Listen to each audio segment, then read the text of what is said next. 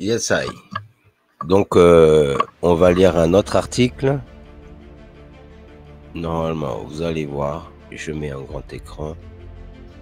Voilà.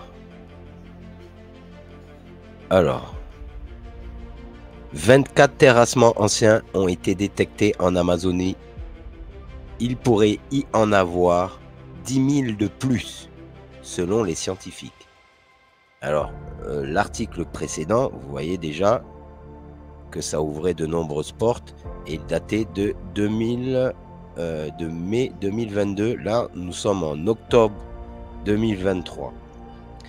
Alors, voilà, on a des traces de terrassement fait de main d'homme sur le paysage pour domestiquer le paysage avec ce climat amazonien.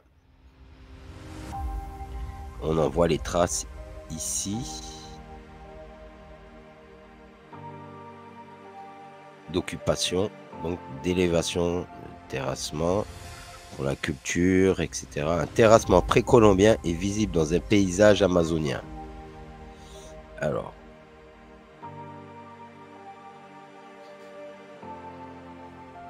au plus profond de la forêt amazonienne, 2 douzaines de terrassements précolombiens jusqu'alors inconnus ont été mis au jour et plus de 10 000 constructions de ce type pourraient encore attendre d'être découvertes selon de nouvelles recherches.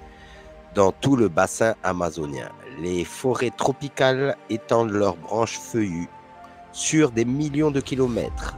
Dans le sol, bien en dessous de la cime des arbres, se trouvent d'anciens vestiges d'habitations humaines cachés depuis longtemps. Ils sont conservés sous forme de fossés, de chemins et de puits, formant parfois des motifs géométriques connus sous le nom de travaux de terrassement. Ils ont été façonnés par les peuples autochtones qui vivaient dans la région il y a environ 500 à 1500 ans.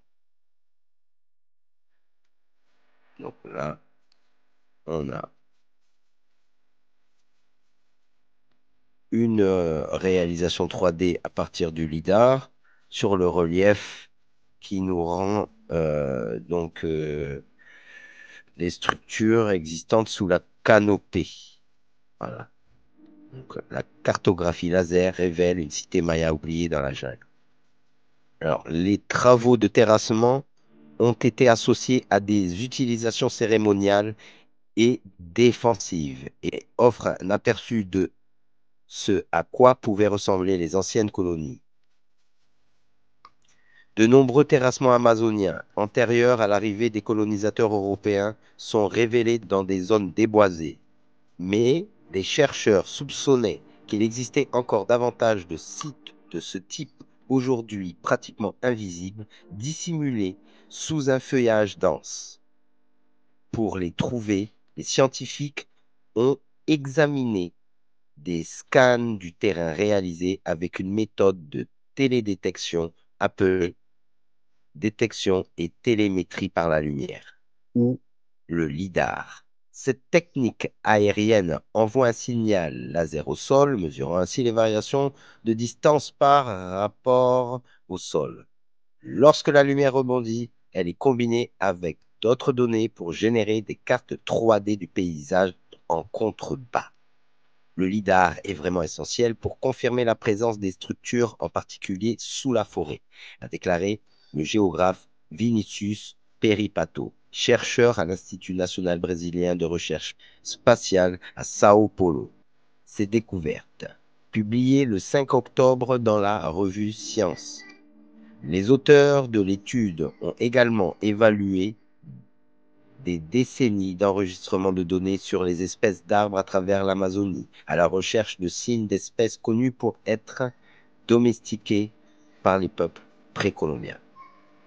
La nouvelle étude intègre les efforts de 160 chercheurs et les données collectées sur 80 ans, combinant le lidar et les enregistrements de la répartition des arbres amazoniens dans des modèles prédictifs qui estiment où les travaux de terrassement inconnus pourraient être trouvés, loin d'être vierges. Un aspect notable de ces travaux est qu'ils contribuent à un consensus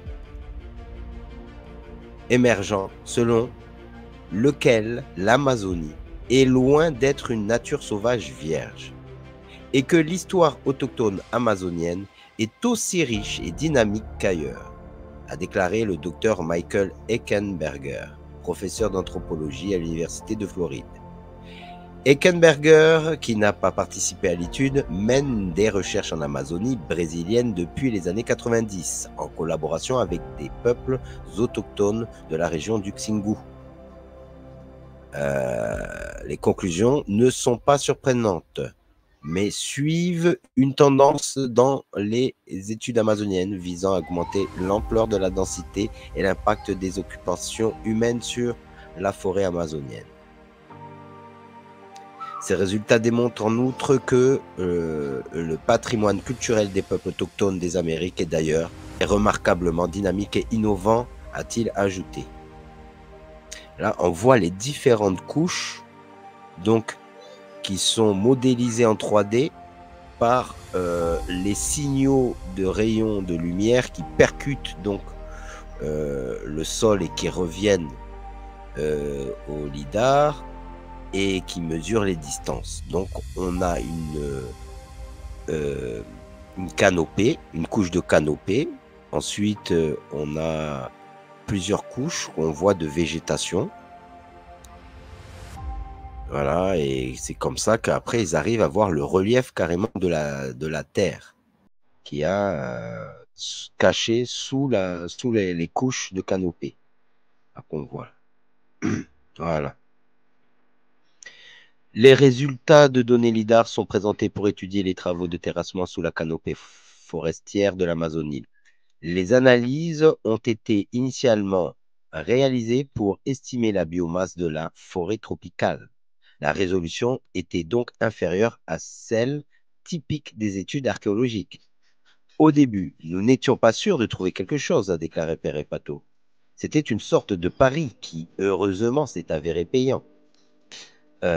Sous la verrière, l'analyse des données LIDAR a révélé 24 travaux de terrassement jusqu'alors inconnus répartis dans le bassin amazonien. Ces sites comprenaient une ville avec une place et un village fortifiés au sud, les structures mégalithiques au nord et des formes rectangulaires et circulaires ou géoglyphes dans le sud-ouest.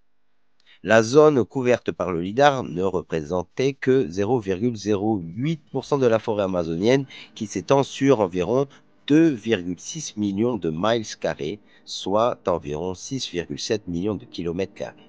Mais comme l'étendue de l'Amazonie est si grande, nous ne pouvons pas tout survoler avec un lidar, a déclaré Pere Pato. Pour prédire avec précision combien de travaux de terrassement invisibles pourraient exister, le modèle informatique de l'équipe avait besoin de beaucoup plus de données. Les scientifiques ont donc également cartographié 937 travaux de terrassement connus, demandant au modèle de mettre en évidence les emplacements de travaux de terrassement potentiels partageant des caractéristiques topographiques similaires avec des sites détectés précédemment.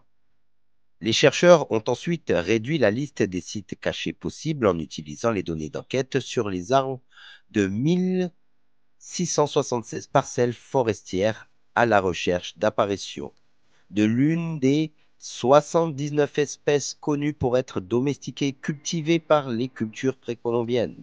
Le modèle estime qu'il y a probablement plus de 10 000, voire plus de 23 000 ouvrages de terrassement cachés sous la canopée de l'Amazonie. Les résultats suggèrent que les sites connus ne représentent pas plus de 9% de ce qui pourrait être préservé sous le couvert de la forêt amazonienne. Les découvertes pourraient inciter à de nouvelles expéditions archéologiques dans des régions de l'Amazonie qui n'ont jamais été étudiées auparavant, s'étendant à travers l'Amazonie dans une zone plus large. L'existence probable de plusieurs milliers de terrassements précolombiens, confirmant la présence historique de peuples autochtones dans les régions contestées, en renforçant les revendications de leurs descendants sur leurs terres ancestrales. Yes, I.